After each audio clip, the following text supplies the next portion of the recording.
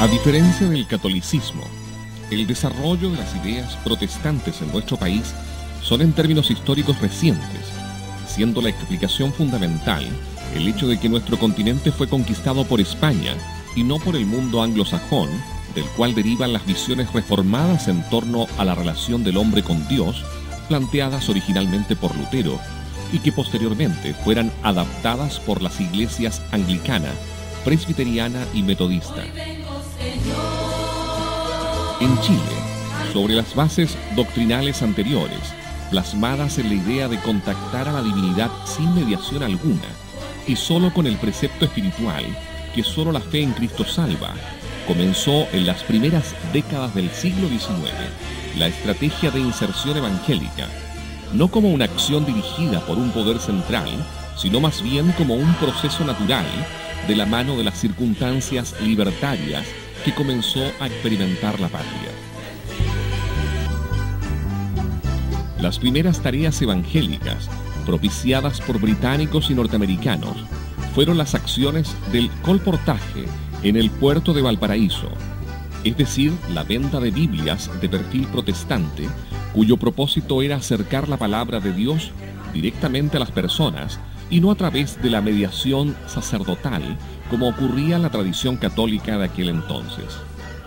No es cerrado afirmar que el desarrollo del protestantismo va estrechamente ligado al proceso de independencia americano y por ende se puede decir que las ideas protestantes tienen su correlato en los principios del liberalismo político desarrollados en el siglo de las luces, por hitos tan demarcatorios y evidentes como lo fueron la independencia de las antiguas colonias inglesas de América, la Revolución Francesa y el proceso de independencia americano del Imperio Español.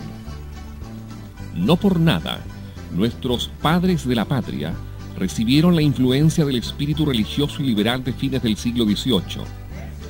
Bernardo O'Higgins, por ejemplo, de formación británica, impulsó en Chile el método de enseñanza lancasteriano de inspiración religiosa, en donde los unos enseñan a los otros, contribuyendo de paso a sentar las bases de la acción misionera de los primeros pastores presbiterianos como el escocés Diego Thompson.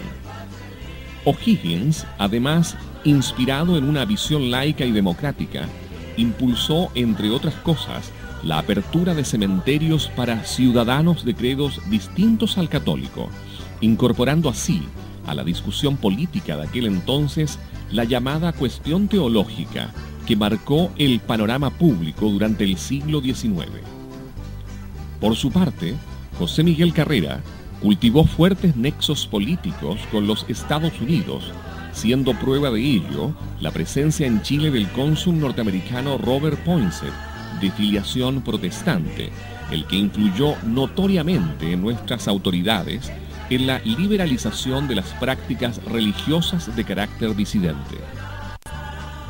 Al margen de Diego Thompson, los registros históricos señalan que en el año 1825, el reverendo Thomas Kendall habría organizado el primer culto regular anglicano en Valparaíso, en una época en que la religión oficial era la católica, apostólica y romana.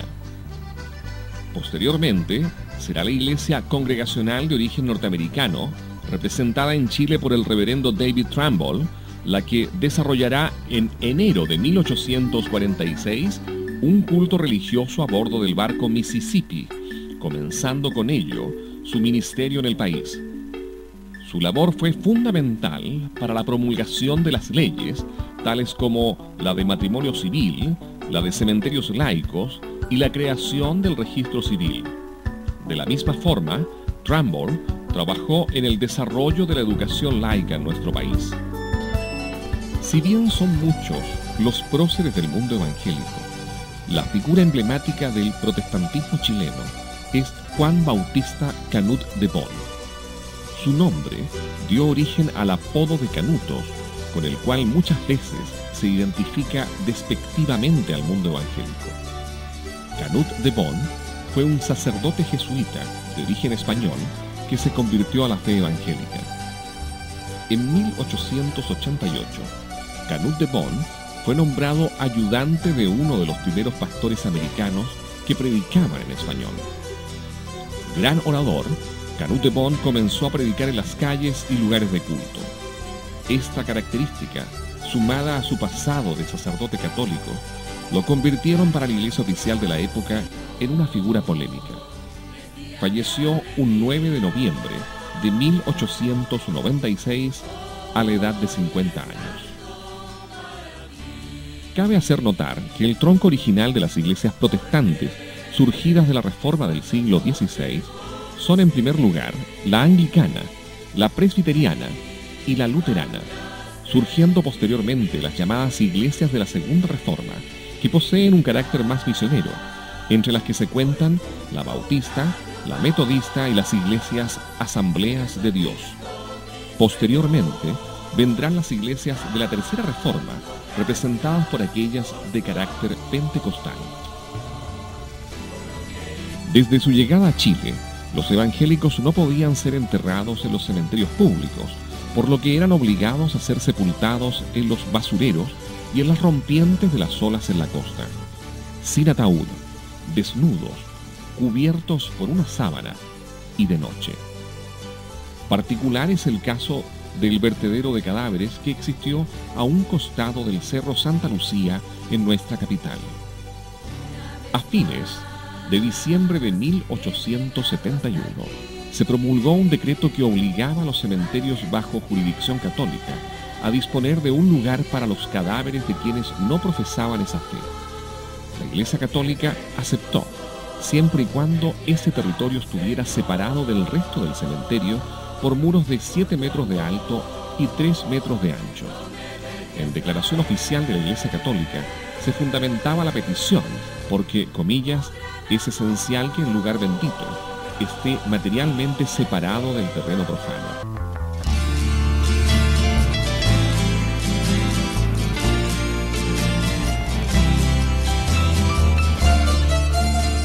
Durante el siglo XIX, los evangélicos no podían contraer matrimonio, ya que solo era legalmente válido el matrimonio celebrado por la Iglesia oficial.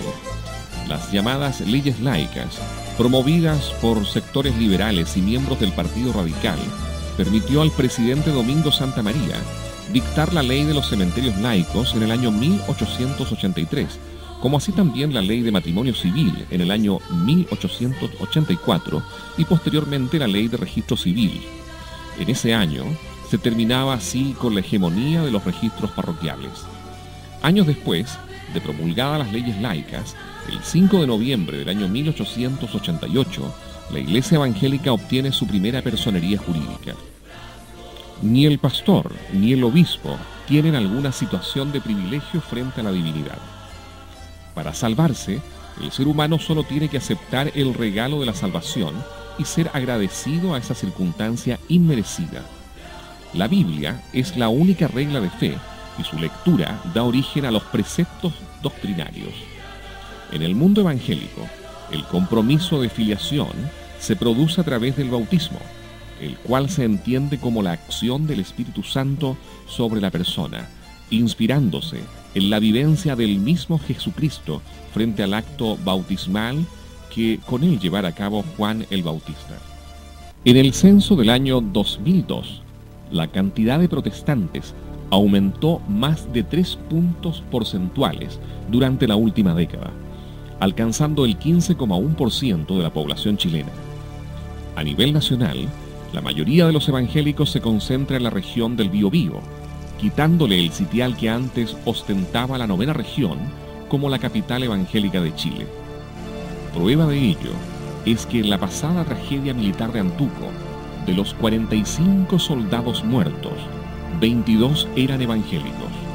Aún así, se realizó una misa que, fruto de la presión de los familiares, se convirtió en un acto ecuménico con participación de los pastores de la zona.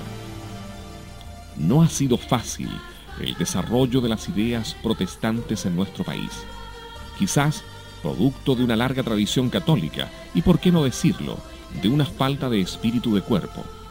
Los espacios de expresión doctrinal han estado confinados a las paredes de los templos, siendo sus aportes en el plano ético y moral no permeados al resto de la sociedad civil, acarreando con ello una disminuida representación en el plano de las demandas espirituales que el país requiere.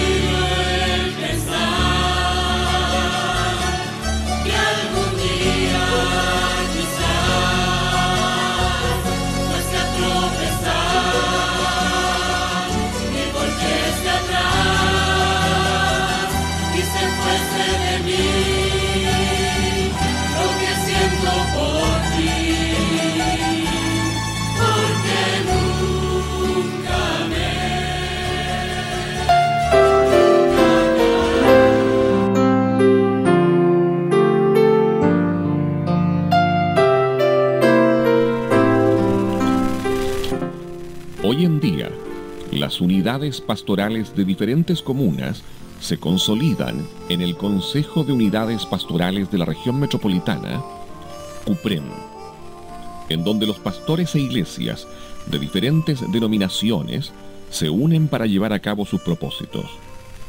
La misión de predicar el Evangelio de Jesucristo y junto con ello, luchar entre los hombres para el reconocimiento de sus más sentidas demandas, particularmente la dictación de los reglamentos de la Ley 19.638, promulgada en octubre de 1990, que permite la libertad de cultos, como así también la necesaria existencia de las capellanías militares evangélicas, circunstancia esta última de carácter emblemático, ya que al interior de las Fuerzas Armadas, los capellanes evangélicos no cuentan con el rango y reconocimiento que poseen los capellanes católicos.